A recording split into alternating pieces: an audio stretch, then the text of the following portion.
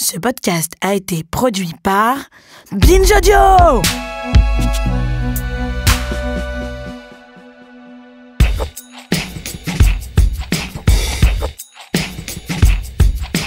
C'est une vraie prouesse parce que jamais un restaurant vegan qui ne sert donc aucun produit d'origine animale n'avait été étoilé. Salut, c'est Thomas Rozek. Le 18 janvier a eu lieu une petite révolution dans notre pays où la fourchette est reine.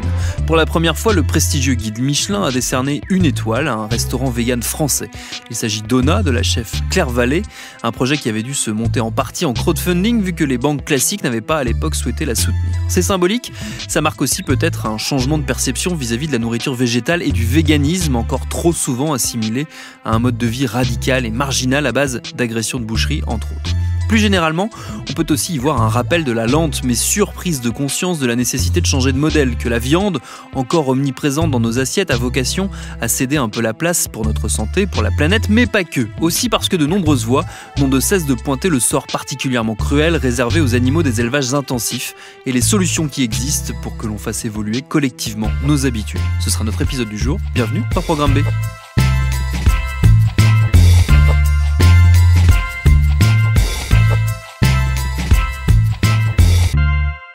Notre invité, c'est Romain Espinosa. Il est chercheur en économie au CNRS et il signe en ce mois de janvier le livre « Comment sauver les animaux, une économie de la condition animale ». Ça paraît aux presses universitaires de France. J'ai commencé par lui demander un état des lieux en chiffres de ce que l'exploitation animale représente dans notre pays.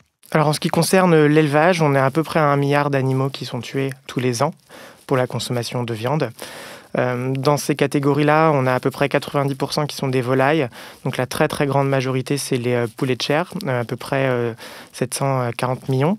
Ensuite, on a donc effectivement les autres types de volailles comme le canard, comme les poules de réforme, etc. Viennent ensuite donc les porcs. Hors volaille, les porcs sont quand même représentent une part importante. Et puis de manière finalement très marginale, on a tout ce qui est bovin, ovin, caprin, équidé. Mais c'est vrai que quand on parle de conditions animales, on a tendance à parler des vaches dans les prés, mais les bovins, c'est moins de 0,5% des animaux tués en France tous les ans, des animaux terrestres. Donc après, il faut rajouter les poissons, qui aujourd'hui, c'est encore un peu compliqué de les chiffrer, mais qui sont très nombreux. Alors, la grande question qui d'ailleurs est au cœur de la première partie de votre livre, c'est pourquoi est-ce qu'il faut arrêter d'exploiter et donc de tuer et donc potentiellement de manger des animaux? Alors oui, donc le livre, l'idée était... on va s'intéresser au bien-être des animaux pour eux-mêmes. D'habitude, c'est vrai que je suis plutôt habitué à parler d'impact sur la santé ou d'impact sur l'environnement, mais là, je voulais prendre le temps pour réfléchir au bien-être des animaux pour eux-mêmes et proposer quelque chose de plus loin que juste pourquoi est-ce qu'on devrait arrêter, parce que je pense qu'il y a des personnes bien plus brillantes que moi qui ont déjà analysé ça, et peut-être ma contribution, c'était plutôt sur le comment y arriver. Mais c'est vrai que pour les économistes, c'est pas clair, c'est pas évident a priori. Et donc je reviens sur la question sur pourquoi est-ce qu'en économie on devrait s'intéresser aux animaux et pourquoi est-ce qu'on devrait s'intéresser à leur bien-être. Donc en fait, ce que beaucoup d'économistes ignorent, c'est que c'est vraiment dans la tradition utilitariste dans laquelle nous on s'inscrit en tant qu'économistes. Les premiers utilitaristes parlaient déjà d'intégrer le bien-être des animaux. Alors, ce n'était pas des chapitres entiers, c'était plutôt quelques mentions par-ci, par-là, mais c'était dans leur idée. Et la philosophie utilitariste, elle a évolué, bien sûr, de Bentham, et un siècle plus tard, on a Peter Singer qui parle de la libération animale, donc grand philosophe utilitariste.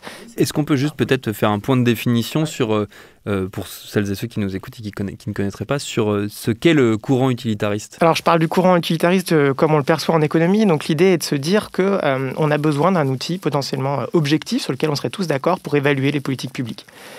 Et cet outil, c'est finalement de se dire, nous ressentons tous des plaisirs, des peines, on cherche tous à être heureux dans notre vie, et donc on devrait mesurer les politiques publiques à l'aune de si elles créent du bonheur dans la société, donc si elles augmentent ce qu'on appelle l'utilité de chacun.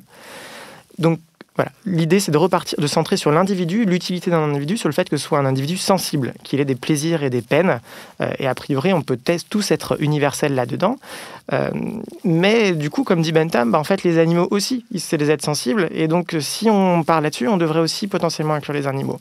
Donc c'est aujourd'hui la question à laquelle est confrontée l'économie, qui avant regardait juste l'utilité des êtres humains. Donc se pose la question de comment intégrer les animaux. Donc il y a deux voies, soit de manière directe, on dit les animaux sont sensibles, on les compte comme tout le monde, ou bien des voies intermédiaires qui disent au moins il y a des êtres humains qui sont sensibles à ce que vivent les animaux, donc par effet indirect, il faut prendre en compte ces animaux parce que j'ai des autres humains qui s'en soucient. Et comment on le fait alors ? Alors ça c'est le gros morceau, la grosse question. C'est la grande question. D'un point de vue économique, en théorie, c'est compliqué, on y travaille. Ce qui est compliqué, on arrive assez bien en économie à comparer l'utilité de deux personnes parce que, si vous voulez, à un moment, on peut tous s'accorder sur de l'argent. C'est-à-dire, vous avez un accident, je dois vous indemniser, je peux vous donner une somme d'argent. La question, c'est comment est-ce qu'on peut mesurer l'utilité d'un animal et la rendre à peu près comparable avec l'utilité d'un être humain. Ça, c'est compliqué parce que pour une poule en élevage intensif, si je lui demande combien elle est prête à payer pour être dans un élevage en plein air, ça n'a pas de sens. Donc c'est vrai qu'aujourd'hui, c'est une limite à laquelle on est confronté en économie, mais il y a beaucoup de chercheurs qui y travaillent. J'ai assez confiance dans le fait qu'on va trouver une solution à terme, peut-être sous 5 à 10 ans. Il y a des travaux déjà aux États-Unis dans des départements d'éthique animale et agriculture. Ce qu'ils font, c'est qu'ils essaient de voir, en fait, pour les êtres humains, comment ils valorisent la vie d'un animal par rapport à la vie d'un être humain ou par exemple quand un animal subit des violences physiques ou quand il est amoindri ou quand il vit dans certains élevages et donc essayer comme ça de reconstruire une valeur économique des dégâts sur les animaux. Donc c'est un domaine où il y a beaucoup de discussions mais j'ai assez confiance sur le fait qu'on va trouver une solution. Ce qui est toujours étonnant quand on s'intéresse à la question des animaux, c'est de percevoir, et vous le notez dans ce livre, le gap qu'il peut y avoir entre notre connaissance, qui est de plus en plus vaste de ce qu'est la souffrance animale, mais à côté de ça, notre compréhension ou notre incapacité à changer de modèle vient déséquilibrer le rapport. Il y a cette espèce, de marche qu'on n'arrive pas à franchir. Alors tout à fait, c'est vrai que c'est ce que j'appelle dans le livre le paradoxe de l'exploitation animale, c'est-à-dire qu'on est très sensible aux animaux, à ce qu'ils vivent collectivement, et pourtant collectivement on a 95% des porcs en élevage intensif, 80% des poules en élevage intensif, voilà, ou bien on aime les animaux sauvages, mais on va dans les cirques où ils sont dressés, etc., ils vivent dans des conditions difficiles. La question centrale de ce livre, c'est comment on peut expliquer cette différence. D'un point de vue historique, c'est vrai que les mouvements animalistes sont beaucoup concentrés sur la question de la dissonance cognitive. Donc, pour résumer très simplement, c'est vous voulez continuer à manger de la viande, donc ce que vous faites, c'est que vous allez rejeter l'information ou minimiser l'information que vous recevez, qui vous dirait qu'il faut pas trop, il faudrait au moins diminuer fortement. Donc ça, c'est une théorie qui est très influente. En psychologie, elle a été beaucoup utilisée ces 10 dernières années. Vraiment, il y a eu un boom de la littérature là-dessus. En économie aussi, on commence à y arriver. Mais je me suis dit, ici, j'ai voulu explorer d'autres pistes. Avec certaines pistes plus simples, mais peut-être que les gens sont en fait ignorants de ce qui se passe, tout simplement, et peut-être revenir un peu à des explications simples. Et à des explications un peu plus compliquées, comme les phénomènes sociaux, c'est-à-dire que consommer la nourriture, c'est aussi une identité sociale. On le mange en famille, on mange avec des amis, c'est des habitudes, etc. Ou bien, je discute aussi des biais un peu plus psychologiques qui seraient, par exemple, un exemple important, c'est celui de la licence morale qui me paraît important. C'est cette idée que, d'un côté, on a son animal de compagnie, on en prend soin, ce qui nous donne une vision de nous-mêmes d'un défenseur des animaux. Du coup, de l'autre côté, on s'autorise de manger de la viande avec la conscience tranquille. Parmi les pistes de solutions, qui est le dernier volet du livre, il y a en gros 3 axes qui sont développés. Un axe qui est plus individuel, associatif en l'occurrence, un axe qui est du ressort de l'État et un autre de celui des entreprises. J'aimerais bien qu'on balaye un peu toutes ces possibilités, notamment le premier, l'axe associatif, qui est un des plus visibles parce qu'on a beaucoup parlé des associations, enfin notamment d'une de L214 pour la citer, de défense des animaux. Alors oui, c'est vrai que dans le livre, je parle pas trop des solutions individuelle stricto sensu, à savoir votre décision individuelle de diminuer votre consommation de viande, parce que j'avais envie de discuter tout ce qui était collectif, action collective. Donc comme vous le dites, il y a des actions collectives d'initiatives privées, comme les associations, qui, à mon sens, ont eu un rôle majeur, parce qu'en fait, les vidéos tournées justement derrière les murs des abattoirs ou des élevages ont permis de soulever beaucoup de freins que j'identifie. Même pour les personnes qui sont ignorantes, tout simplement, ça a apporté beaucoup d'informations. C'est-à-dire que vous et moi, on n'a pas tous les jours les pieds dans une ferme, ou du moins les fermes dans lesquelles on a pu mettre les pieds, c'était plutôt des fermes où ça se passait bien, où il y avait le respect animal, etc. Des fermes éducatives. Tout à fait, exactement. Parce que les autres fermes sont a priori fermées. Tout à fait. Donc, ça résout l'ignorance que j'appelle sincère. Après, sur la question de la dissonance cognitive, ça peut créer une sorte de choc. Voilà. Et bon, il y a toute une palette de choses, mais c'est vrai que ça permet aussi de nous reconnecter avec la souffrance animale. C'est-à-dire que je pense que dans la rue, on assisterait à un chien qui se fait traiter de la même manière qu'une poule en élevage, des chiens vendus dans des cages dans des marchés, on le vivrait très mal. Et donc, en fait, on a été totalement coupé de ça. Donc, c'est ce que j'appelle l'empathie émotionnelle. C'est vraiment ce qu'on ressent d'un point de vue viscéral et ça, on ne le voit plus. Donc, c'est vrai que les associations ont joué un grand rôle là-dessus, par les lanceurs d'alerte, par leur campagne aussi de sensibilisation, d'information. Et par leur action politique maintenant, puisqu'on a beaucoup parlé lors des élections européennes, il y a un peu plus d'1 an maintenant, du succès du parti animaliste. Tout à fait, c'est vrai que le parti animaliste est aujourd'hui devenu un acteur important. Pas nécessairement en nombre de voix, enfin, c'est quand même quelque chose d'important, c'est-à-dire c'est 2% de la population aujourd'hui, des électeurs qui disent « je suis prêt à renoncer à tous les autres sujets politiques pour signaler que celui-là n'est pas traité ». Donc ça reflète vraiment un ras-le-bol qui est très, très fort là-dessus. Et je pense que c'est le reflet en fait de nombreuses années où il y a eu un écart qui s'est creusé entre les représentants politiques et la population. Donc c'est vrai que le parti animaliste a pour enjeu de créer une réserve de voix et de créer une pression sur les autres partis. La pression politique, elle peut se faire sur deux manières. Elle peut se faire soit en créant un nouveau parti, soit en faisant un peu d'une influence sur les partis qui existent.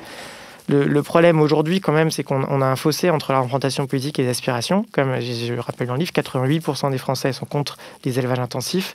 Et pourtant, rien ne change. Alors qu'on a des sujets où les consensus sont bien plus faibles et où les choses changent.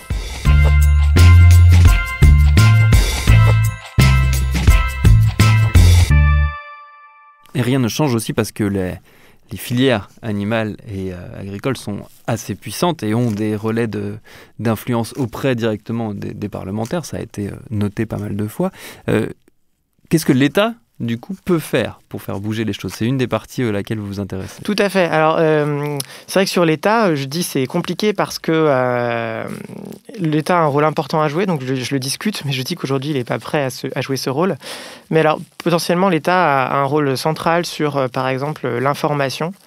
Donc, quand j'avais commencé à écrire ce livre, c'est vrai que les recommandations du programme nutritionnel santé, en fait, qui est fait sur plusieurs années, étaient vraiment dépassées en termes de consommation de viande, voilà, informer sur l'impact sur la santé.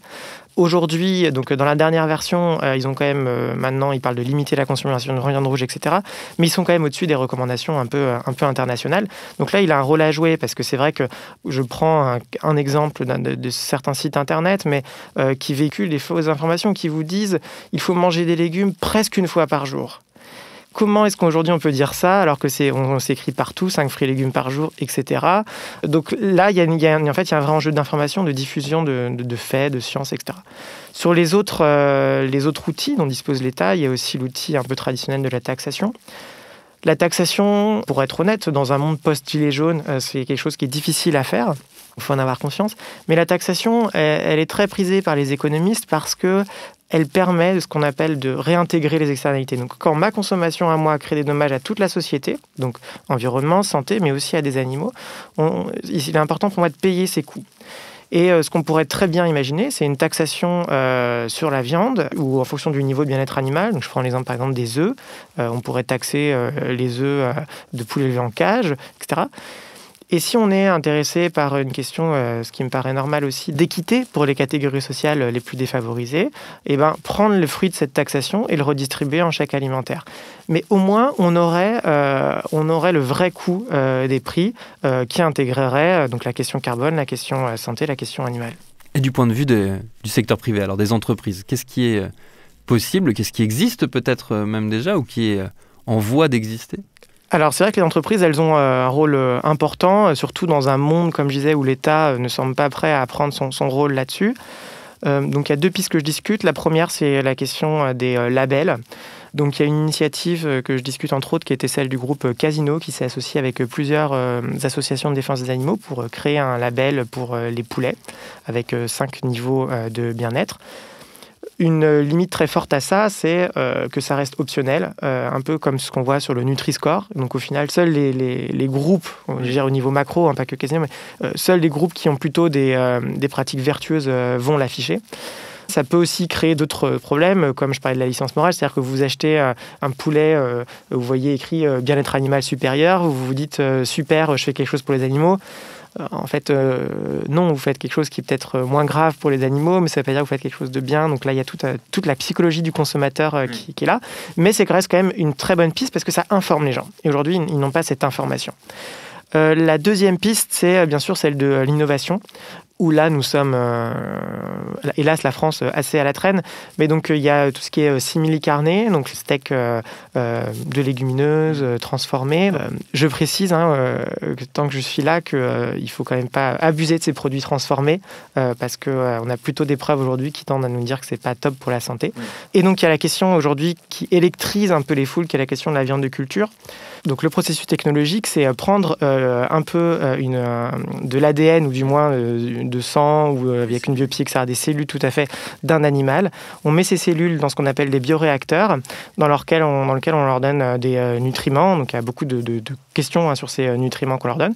Ces cellules se multiplient et à partir de ça, ensuite, à partir d'échafauds, d'imprimantes 3D, on recrée des steaks. Alors aujourd'hui, on n'est pas trop sur la viande rouge parce que c'est encore très compliqué à recréer la viande rouge, mais pour des produits plus simples comme un peu le foie gras ou comme le poulet, on y arrive déjà. Donc il y a beaucoup de controverses là-dessus pour quels seront les impacts à long terme. Ce qu'il faut savoir, un des principaux déterminants pour l'empreinte écologique de ces produits-là, c'est l'énergie, comment l'énergie est produite. Donc à terme, si on arrive vers une énergie qui est décarbonée, de production décarbonée, l'impact environnemental sera assez faible de ces produits, tandis que les animaux dans les élevages, entre guillemets, eux produiront toujours autant de méthane, etc. Ici, le thème, c'est bien sûr bien-être animal. Donc en termes de bien-être animal, bien sûr, ça n'a rien à voir, parce que si on peut éviter à 1 milliard d'animaux de se faire tuer tous les ans, en France, ce serait quand même un pas gigantesque.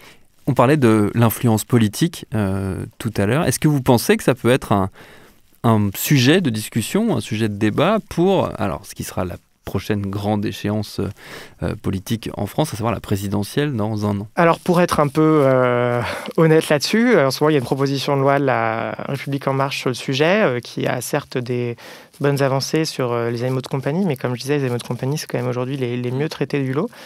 Donc en fait, ce qu'essaie de faire la majorité, c'est de sortir le sujet du débat en disant regardez, on a fait une loi. On a déjà fait quelque chose. Tout à fait. Et donc j'ai été auditionné la semaine dernière par les rapporteurs de la loi et je leur rappelais en introduction que donc on a 100 000 animaux de compagnie abandonnés tous les ans en France. On a 80% des poulets qui sont en élevage intensif. Donc si on fait le ratio, il y a un animal abandonné pour 6 000 poulets dans les élevages intensifs. Et aujourd'hui, on se concentre sur l'animal abandonné. Donc c'est important pour l'animal abandonné et je suis très content que ce soit là, mais c'est dommage pour tout ce qu'on nommait. Donc je pense que oui, il y aura des discussions là-dessus. À voir si le parti animaliste décide de se lancer dans la campagne ou non. En tout cas, ce qui est sûr, c'est que il risque d'y avoir un ras-le-bol grandissant si le sujet n'est pas abordé. De vous à moi, de là à dire que ce sera le principal sujet de la présidentielle, je ne pense pas. Mais je pense que pour pas mal d'électeurs, ça compte. Et voilà, on a déjà 2% d'électorat qui votent pour parti animaliste. 2%, ça peut éventuellement faire une place au 2e tour ou pas.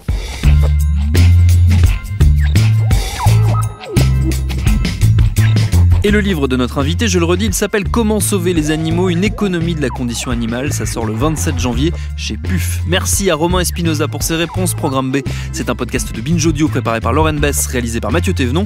Abonnez-vous sur votre appli de podcast préféré pour ne manquer aucun de nos épisodes. Facebook, Twitter, Instagram pour nous parler. Et à demain pour un nouvel épisode.